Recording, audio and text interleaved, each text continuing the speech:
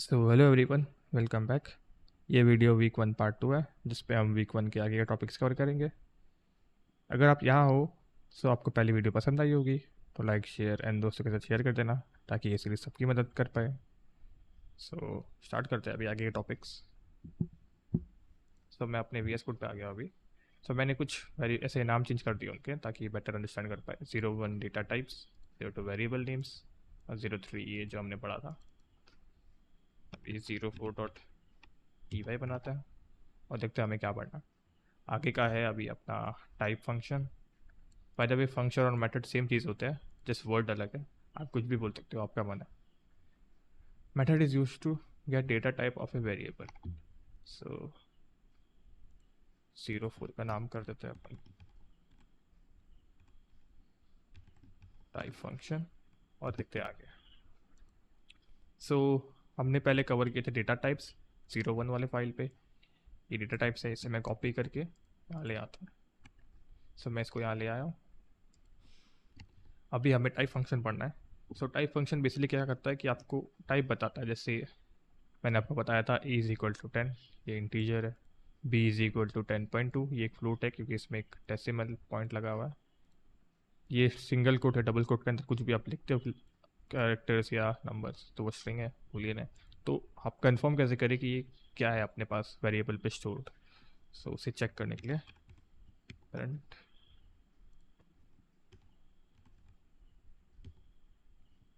Type of a, print type of a से print करते हैं। आपको एक क्लास इंट आ रहा है, इंट मतलब इंटीजर।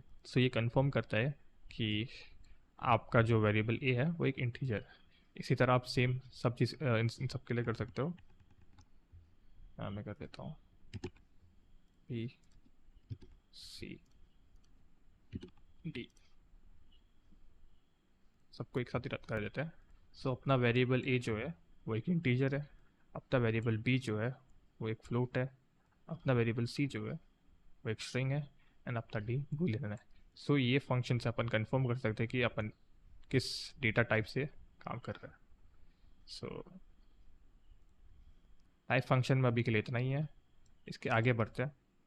अभी टाइप पढ़ने के बाद नेक्स्ट आता है type casting. Type casting to change a data type from one to another. जैसे अगर आपके पास 10.1 है और आप चाहते हो कि वो इंटीजर बन जाए, या फिर आप स्ट्रिंग के अंदर लिख देते हो 10 और उसे चाहते हो कि वो एक नंबर बन जाए। आप कैसे कर सकते हो? उसके लिए आप टाइप कास्टिंग यूज़ करते हैं। देखते हैं टाइप कास्टिंग। इसके लिए भी एक न्यू फाइल बनाएंगे, type casting P Y. Okay, यहाँ से एग्जांपल देखते हैं। ए इज इक्वल टू इंट 10.1, इसे कॉपी करके पेस्ट कर देते हैं पहले। ओके, 10.1 एक फ्लोट है, आपको पता है। इसे कैसे कंफर्म करें वो देख लेते हैं एक बार। 10.1 print A. By the way, अगर आप इसके सामने एक हैशटैग लगा देते हैं, कमेंट हो जाएगा। हम इसको आगे पढ़ेंगे क्या होता है, पर ये एग्जीक्यूट नहीं होगा बेसिकली अभी के लिए, इतना जानना काफ़ी है। प्रिंट ए किया था अपन ने, तो अपन को टाइप ऑफ ए करना है। टाइप ऑफ ए एक फ्लोट है, 10.1 फ्लोट। अगर आप 10.1 लिख के इसके आगे इंट लिखते हो और एक ब्रैकेट लगाते हो, फिर अगर आप टाइप ऑफ ए करते हो, ये एक इंटीजर बन गया। पर ये इंटीजर बना कैसे? उसके लिए हमको प्रिंट ए भी करना होगा, ताकि हम ए देख पाए कि ए है क्या, अभी चेंज किया हुआ है, उसके बाद टाइप ऑफ ए। अपना ए बन चुका है अभी 10, और टाइप ऑफ है इंटीजर। तो डेसिमल हट गया है, सब देख सकते हो। पर डेसिमल हटाने का रूल क्या है अभी? जैसे मैं 10.7 लिख दूँ, 10.9 लिख दूँ, तो क्या होगा? बेसिकली इसमें क्या होता है कि डेसिमल हट जाएगा और आगे का जो नंबर है वो वैसा ही आ जाएगा। जैसे 10.9 है तो उससे 0.9 हट जाएगा और सिर्फ 10 आएगा। रन करके देखते हैं, सिर्फ 10 आ रहा है अभी आउटपुट पे भी, क्लास इंट। सो फर्क नहीं पड़ता है, आप कुछ भी दो, वो जाके डेसिमल को ही हटाएगा। जैसे 10.99 स्टिल वही आ रहा है। एक्सपेक्टेड है, ऐसा ही काम करेगा। फिर नेक्स्ट एग्जांपल, सेम ही है, ये नाम चेंज करते हैं, पता नहीं क्यों। B is equal to float 10. So next है B is equal to float 10. So float basically है क्या? फ्लोट मतलब डेसिमल वैल्यूज. सो आप क्या सोचते हो कि क्या करेगा ये? पॉइंट लगा देगा? हाँ बिल्कुल सही है. मैं गलती से इसे रन कर रहा हूँ, सॉरी. एक मिनट, टर्मिनल ऑफ कर देते हैं. ओके, प्रिंट बी, उसके बाद print type of b, type of b. इसको कमेंट कर देते हैं कि रन नाउ. सो अभी अपन ने एक न्यू वेरिएबल डिक्लेयर किया है, B is equal to float 10. उसको प्रिंट कर रहे हैं, उसका टाइप देख रहे हैं. तो जो अपना न्यू वैल्यू प्रिंट हो रहा है वो है 10.0 एंड क्लास फुल. सो जब भी आप फ्लोट 10 या फ्लोट 9 करते हैं, सो उसमें बेसिकली 9.0 ऐड हो जाएगा. जब भी फ्लोट करोगे तो हमेशा 9.0 ही आएगा, 0.0 आएगा और कुछ ऐड नहीं होगा. सो आगे का है अभी c is equal to str 10.3. इसको भी कमेंट कर देता हूँ. c is equal to str 10.3. So अपन ने स्टार्टिंग पर देखा था इस वाले फाइल पे c is equal to something ऐसा था, तो ये स्ट्रिंग था डबल कोटेशन के अंदर, तो ये इसे स्ट्रिंग बोलता है. सो अगर मैं 10.3 एक नंबर लिखूँ, उसके अंदर str लगा दूँ, तो क्या होगा? हाँ स्ट्रिंग बन जाएगा. सही है. प्रिंट सी किया, टाइप ऑफ सी नहीं किया.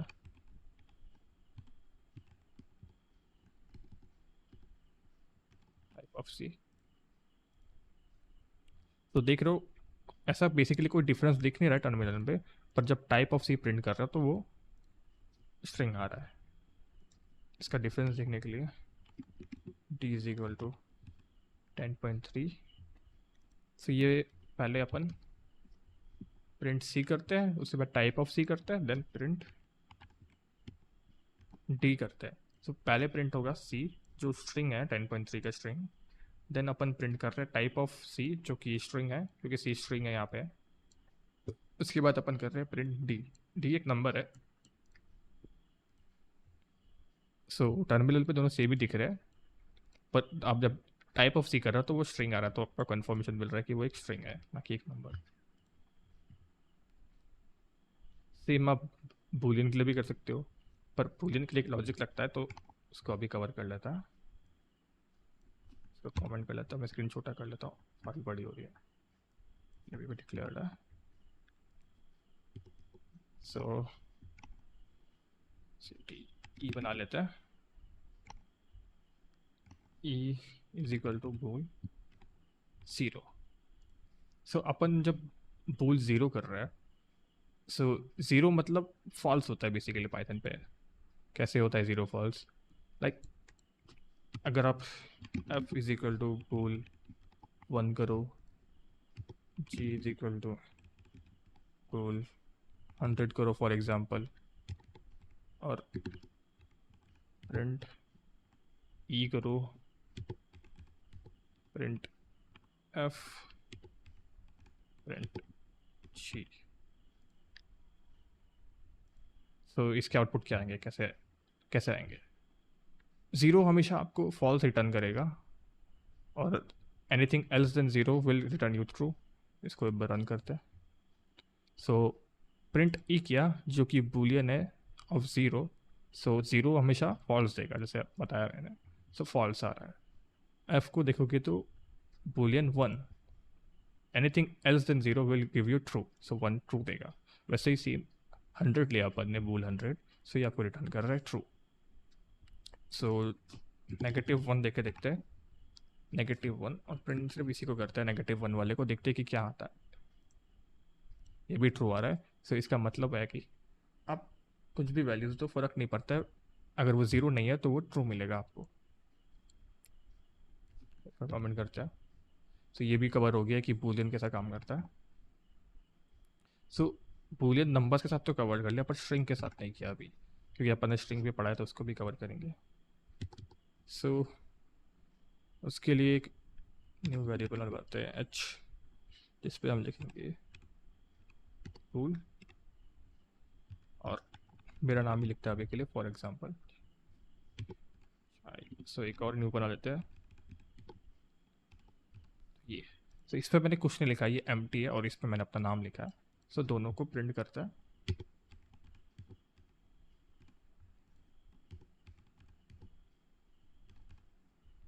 Print type.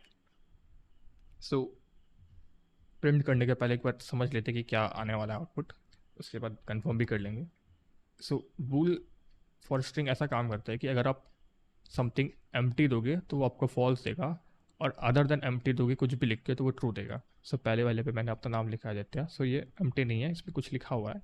सो ये ट्रू देने वाला है, और उसके बाद जो ये खाली वाला है वो फॉल्स देगा क्योंकि इसमें कुछ नहीं। सो आउटपुट भी बता रहा है कि यही सही है, ट्रू, पहला वाला ट्रू आ रहा है, ये वाला, और ये वाला फॉल्स आ रहा है। क्या ये हमेशा होगा? हाँ, ये हमेशा ऐसा ही काम करता है। सो हमने टाइप कास्टिंग अभी पूरा कवर कर लिया इससे। ओके, सो अपन एक बार देख लेते हैं अपन ने क्या कवर किया अभी तक। सो अपन ने पहले देखा फ्लोट को इंटीजर कैसे बनाते हैं, देन इंटीजर को फ्लोट कैसे बनाते हैं, देन इंटीजर को स्ट्रिंग कैसे बनाते हैं, और अगर हम नंबर को बूलियन बनाना चाहते हैं तो वो कैसे काम करेगा, और स्ट्रिंग को बूलियन बनाना चाहते हैं तो वो कैसा काम करेगा। ये कवर हो गया अभी अपना। सो अभी अपन नेक्स्ट टॉपिक पे मूव ऑन करते हैं, एंड अपना नेक्स्ट टॉपिक है अरिथमेटिक ऑपरेटर। तो वीएस कोड पे आता है, एक न्यू फाइल बनाते हैं।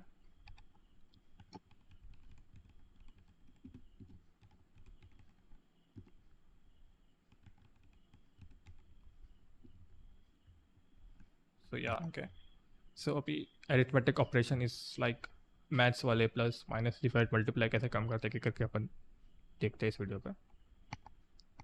सो सबसे पहले आता है एडिशन।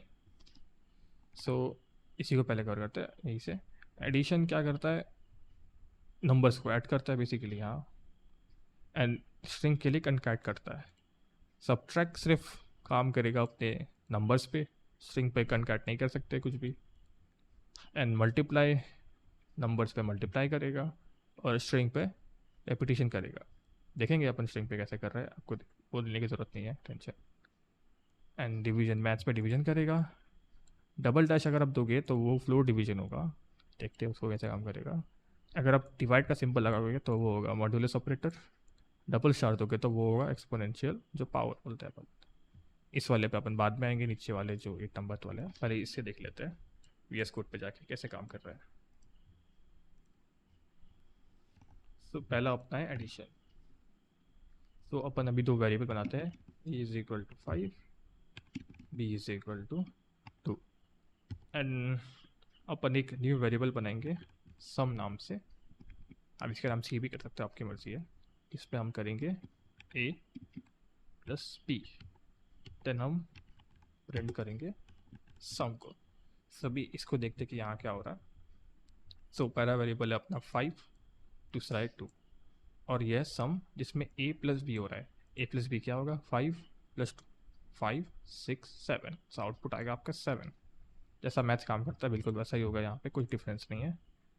सेम यहाँ अगर आप माइनस लगा देंगे, इसका नाम कर देंगे सब, जो कि सब्सट्रैक्ट है। सो ये क्या करेगा? ए माइनस बी कर देगा, इसका आउटपुट आएगा 3।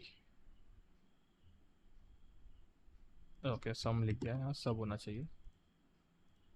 ओके, सो अभी 3 आ गया। अभी इसके बाद आगे देखते हैं मल्टीप्लिकेशन। सो मल्टीप्लिकेशन कैसा काम करेगा? मल्टीप्लिकेशन के लिए आपको स्टार लगाना है, ये याद रखना है। ए इंटू बी, 5 टाइम्स 2 इज 10, सो 10 आएगा। इसको सी कर देते हैं अभी, बार बार चेंज ना करना पड़ेगा। सी कर दिया, सो अभी आ रहा है 10 आउटपुट। तो जैसा काम करता है वैसा ही काम कर रहा है, कुछ ऐसा नया नहीं है, जैसे मैथ्स पे करते हैं अपन। C is equal to A slash B, इस स्लैश का मतलब है डिवाइड। 5 डिवाइड बाई 2 क्या आएगा वैल्यू? 2.5। इसको आप सेम कैलकुलेटर से भी देख सकते हो, और वही आएगा आउटपुट। एक बार कंफर्म कर लेते हैं। 5 डिवाइड बाई 2 2.5, सो वही आ रहा है एग्जैक्ट। नेक्स्ट है अपना फ्लोर डिवीजन। सो फ्लोर डिवीजन बेसिकली क्या करता है, फ्लोर मतलब नीचे, सो वैल्यूज़ को नीचे ले आएगा। कैसे नीचे ले आएगा, इसका मतलब क्या है, इसको पहले रन करता है। सो अपना वैल्यू आ रहा है 2। सो यहाँ हो क्या रहा है कि जो अपना वैल्यू था डिवाइड करने के बाद 2.5, इसमें डेसिमल है 0.5। सो इसको अगर आपको राउंड ऑफ करना है, सो फ्लोर फंक्शन क्या करता है, उस वैल्यू को नीचे ले आता है। जैसे एक देखते हैं, num is equal to 2 point, अच्छा num is equal to num1 is equal to 5, num2 is equal to 10 नहीं 3 आ जाता है, rent num1 divided by num2 1.66667 बहुत बड़ा नंबर आ रहा है, ये देख रहे हो। सो इसको अगर आप राउंड ऑफ करोगे तो इसके दो रूल बनेंगे। एक तो आप उसको 2 ले सकते हो जो कि आगे वाला नंबर है, एक उसको नीचे ले आता है जो कि 1 बन जाएगा। सो फ्लोर क्या होता है कि उसको एक नीचे ले आएंगे अपन इंस्टेड ऑफ आगे ले जाना, जो कि बन जाएगा 1। तो फ्लोर यानी कि डबल डैश देना है। सो अभी आउटपुट क्या आना चाहिए, 1। हाँ 1 आ रहा है। सो इसी तरह रूफ भी होता है, रूफ मतलब ऊपर, फ्लोर मतलब नीचे। जैसा आप सेंस बना सकते हो एक घर पे फ्लोर ऊपर होता है, सॉरी फ्लोर नीचे होता है, रूफ ऊपर होता है। सो वैसा ही काम कर रहा है। उसके बाद modulus operator, reminder after division. Modulus reminder देता है आपको। सो प्रिंट ए, सॉरी नम इधर, num1 मॉड्यूलस num2, इसका आउटपुट आ रहा है 2। सो अगर आप इस नंबर को डिवाइड करके देखोगे अपने पेज पे, सो आपको एक रिमाइंडर मिलता है जो कि है 2। आप कंफर्म कर सकते हो 2 आएगा। सो ये जस्ट रिमाइंडर दे रहा है आपको। आप इन चीज़ों को वेरिएबल पे स्टोर करके प्रिंट करते हो, जैसे अपन ने कर रहे थे सी करके। जैसे num3 is equal to num1 modulus num2, फिर यहाँ num3 प्रिंट कर सकते हो, सेम काम करेगा, कुछ डिफरेंस नहीं है। हाँ 2 ही आ रहा है अभी भी। देन एक्सपोनेंशियल है, एक्सपोनेंशियल के लिए डबल स्टार लगाना। सो ये क्या करता है, पावर कर देता है, 5 टू दी पावर 3 हो जाएगा ये। 5 ये है अपना पहला नंबर, तो 5 बेस बनेगा, उसकी एक्सपोनेंशियल पावर 3 बनेगी। प्रिंट करेंगे तो 125 आता है, बिल्कुल सही आंसर है। सो ये तो पूरा कवर हो गया अपने नंबर्स के लिए, पर अभी अपने स्ट्रिंग पे काम ही नहीं किया, तो स्ट्रिंग देखा ही नहीं। सो अभी स्ट्रिंग के लिए देखते हैं, इसको कमेंट कर देते हैं, str1 बनाता है, str1 हेलो देख देता है, str2 hello it's me. Okay so अभी एक एक करके सारे ऑपरेशन देखते हैं। पहले मैं लिख लेता हूँ, सॉरी मैं प्लस भी लिख रहा हूँ, मेरे को आ जाता है प्लस भी लिखना।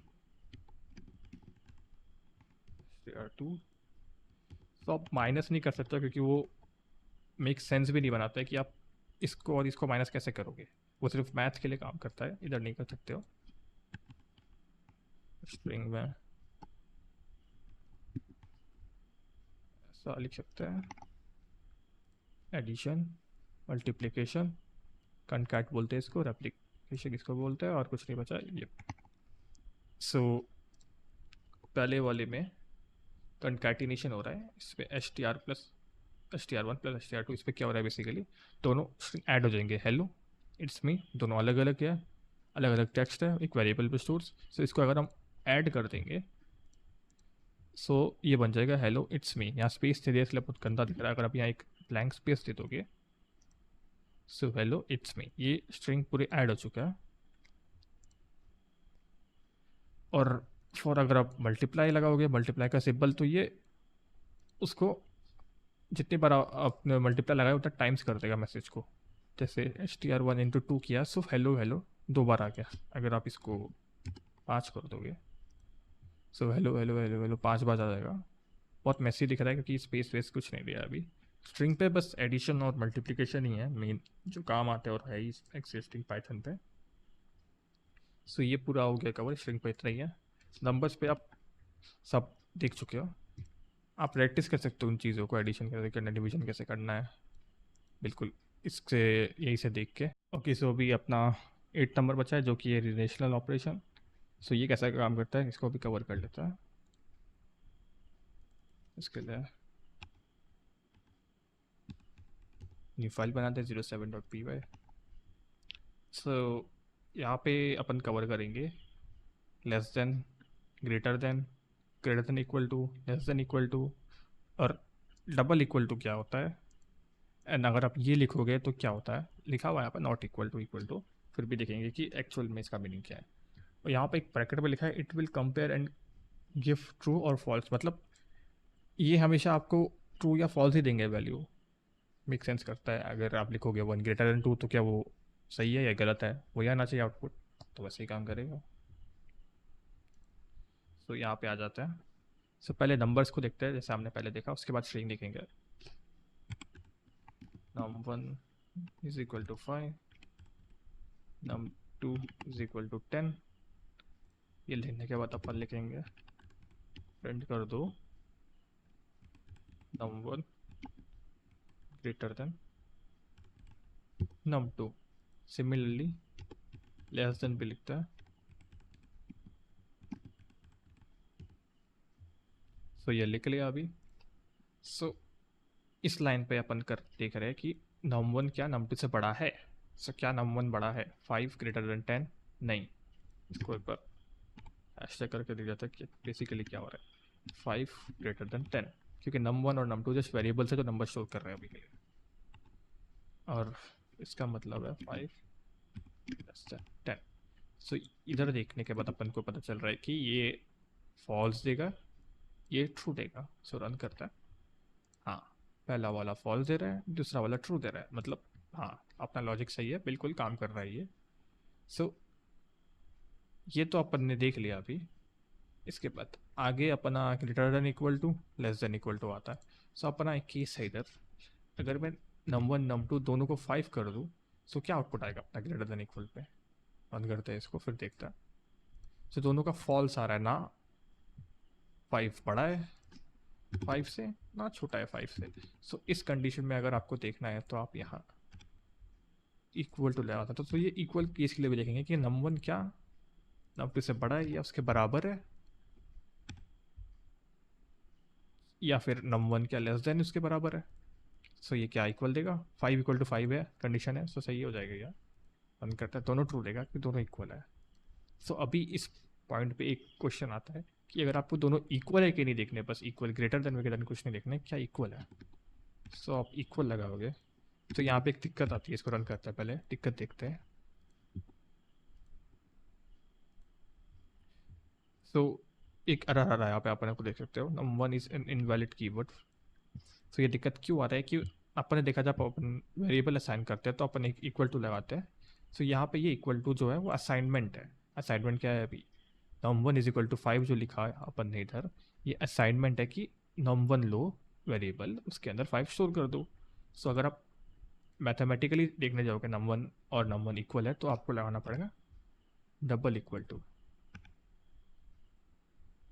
अगर आप ये करोगे, इसको हटा देते हैं, अब इसका काम नहीं है। सो क्या num1 num2 इक्वल है 5 और 5? हाँ इक्वल है। अगर इसको 5 और 6 कर दे, सो अभी फॉल्स आएगा। सो अगर आपको चेक करना है कि दोनों इक्वल है तो आपको डबल इक्वल टू लगाना है, ना कि एक सिंगल इक्वल टू, ये गलत हो जाएगा। अभी अगर आप इस तरह से लिखते हो तो ये नॉट इक्वल टू हो गया, क्या दोनों नहीं बराबर है।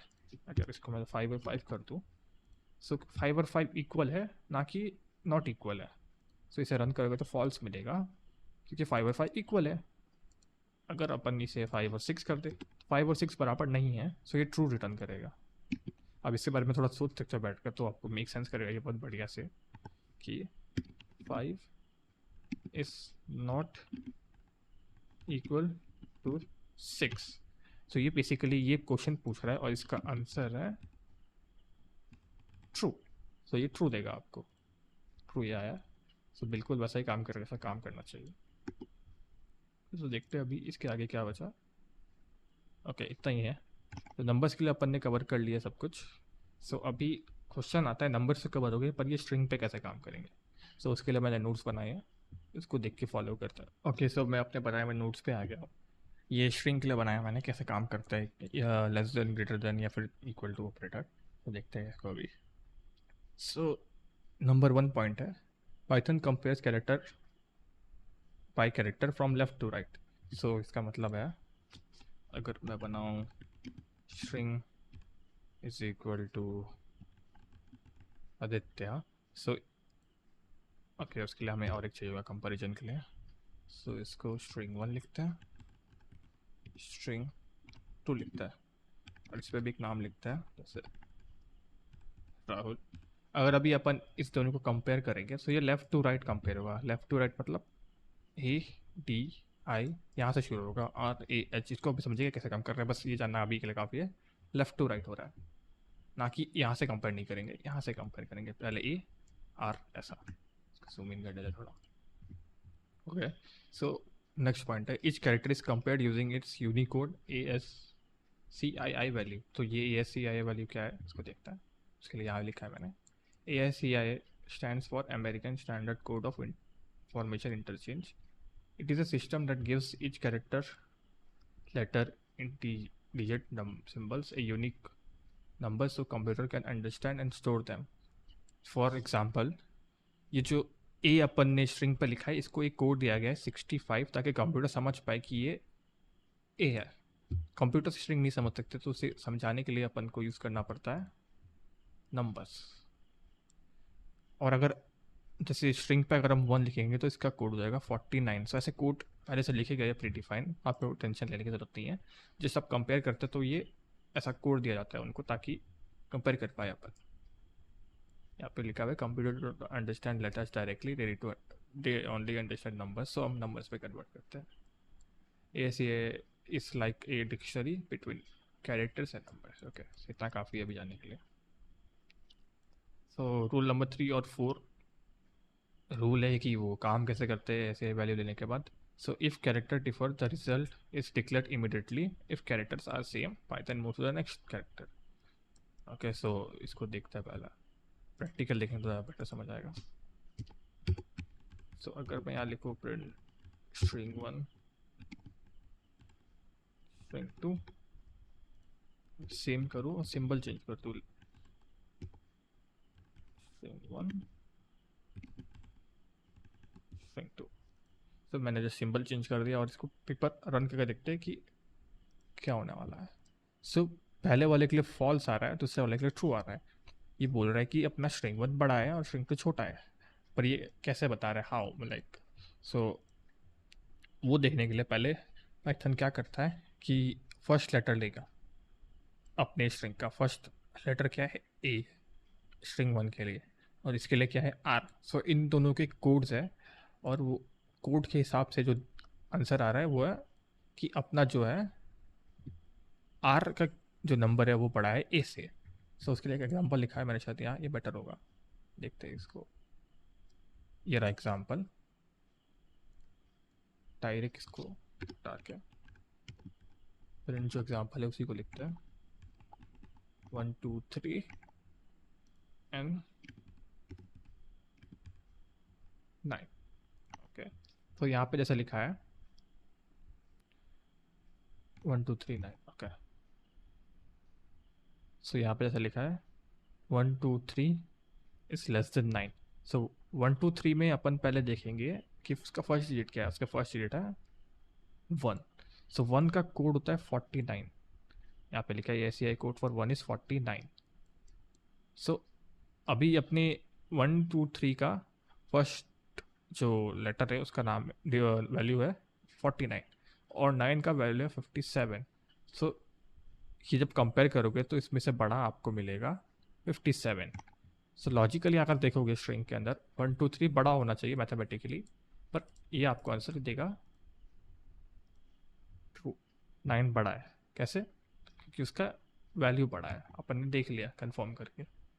सो अभी कंफर्म कैसे करें कि 9 का वैल्यू बड़ा है। उसके लिए अपन ऑर्डर फंक्शन यूज़ करते हैं। इसके अंदर अगर मैं लिखूँ 9 और यहाँ लिखूँ ऑर्डर ऑफ 1, इसको प्रिंट करते हैं। सो ये बता रहा है कि अपना 9 का जो ऑर्डर है वो 57 है और ये 49 है। सो इस कंपैरिजन में क्या हो रहा है, अपन ऑर्डर कंपेयर कर रहे हैं। जो वो फर्स्ट का ऑर्डर है वो है अपना 49 और इसका ऑर्डर है दूसरे वाले का 57। सो ये कंपैरिजन हो रहा है। तो ये कंपैरिजन होने के बाद अपन को मिल रहा है ट्रू, क्योंकि 57 बड़ा है। सो स्ट्रिंग के लिए ऐसा ही काम करता है ये, आपको उसका फर्स्ट डिजिट लेके फिर इसको कंपेयर करना है। अगर मैं इसमें 97 लिखूँ तो फिर भी वही रूल अप्लाई होगा कि आपको इसका 9 देखना है, इसका 1 देखना है। क्या हो अगर ये 123 और 197 हो जाए। सो जब आप ऐसा लिखते हो सो उसमें अपन देखते हैं नेक्स्ट लेटर, जैसे रूल लिखा है इधर, if character differ if characters are same Python moves to the next character. Next character मतलब 1 सेम है, सो अभी अपन इस 2 को देखेंगे और इस 9 को कंपेयर करेंगे, 1 को नहीं करेंगे। सो 2 का कोड और 9 का कोड देख लेते हैं एक बार। ऑर्डर ऑफ 2 स्ट्रिंग के अंदर लिखना है, नंबर डायरेक्ट नहीं लिखना है। ऑर्डर ऑफ 9, पहला ट्रू पहले उसको नोट करते हैं। सो ऑर्डर ऑफ 2 क्या है अपना 50। सो इसका वैल्यू स्टोर्ड है 50 और इसका वैल्यू स्टोर्ड है 57। सो इसमें से बड़ा कौन सा है 9 जो कि 57। सो इसका आंसर आ रहा है कि अपना ये पड़ा है 197। फ़र्क नहीं पड़ता अगर मैं इसको भी हटा दूँ। अभी इसको देखते हैं तो आपको लगेगा कि ये बड़ा है, पर इसको रन करोगे सो अभी भी ट्रू आ रहा है नीचे, क्योंकि 57 बड़ा है। ये ऐसा कंपेरिजन कॉमेंट लगा जाता है, ये ऐसा लग रहा है। आप इसको 1-2 बार देख लोगे तो आपको बेटर समझ आएगा। और आप एआई की मदद भी कर सकते हो, कुछ से क्वेश्चन पूछ के उससे चार जीपीटी वगैरह से, तो वो आपको एक्सप्लेन कर देगा पूरी तरह से कि हो क्या रहा है यहाँ पे। सो अभी देखते हैं, अपन ने इतना कवर कर लिया तो अपना अभी लॉजिकल ऑपरेटर बचा है। लॉजिकल ऑपरेटर और स्ट्रिंग बचा है, इतना ही बचा है शायद। हाँ, सो इसको पार्ट 3 पे कवर करते हैं। पार्ट 3 पे हम ख़त्म कर लेंगे वीक 1 को, उसके बाद वीक 2 पे आ जाएंगे। So thank you for watching, मिलते हैं नेक्स्ट पार्ट पे।